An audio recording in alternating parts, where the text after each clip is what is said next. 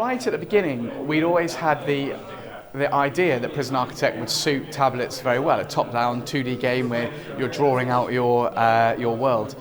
But during the development, we never really got around to doing that very well. We did get a tablet version, but the interface didn't map as well as we would have liked. It wasn't fantastic, it wasn't really good. And we showed it to a few people and they kind of said, it's all right, but it's not going to set the world on fire.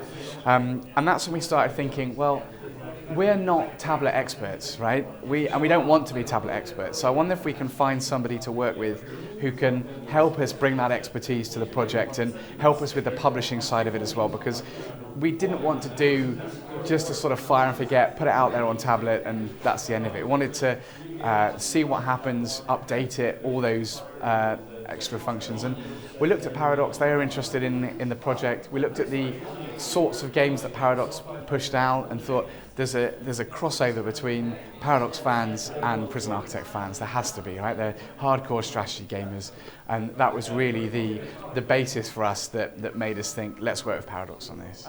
I care about the game, you know, the company is a slightly different thing, but I think the effort and the focus to make, we're trying to change something here as well, that Prison Architect is going to be $15 on the iPad.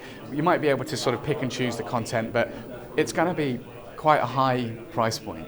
And that's because it's not going to be sustainable, I don't believe, for us to put out hardcore strategy games, anything else that Introversion does, for $1 or $2 on the tablet. We have to change the mindset of the consumers.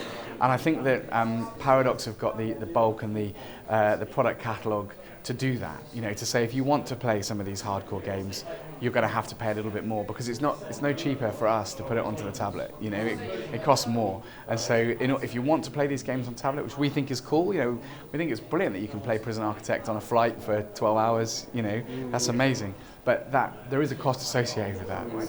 So Prison Architect, build and manage a maximum security prison. You do exactly that. Very simple. You start off with an empty plot of land. You've got a bus full of prisoners coming, so you need to build a holding cell. Prisoners will go in a holding cell, but fairly soon they're going to need to use a toilet, so you need to put a toilet in there.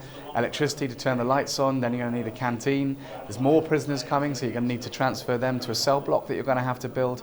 And then everything that you think about happening in a prison will happen in Prison Architect as you build your prison.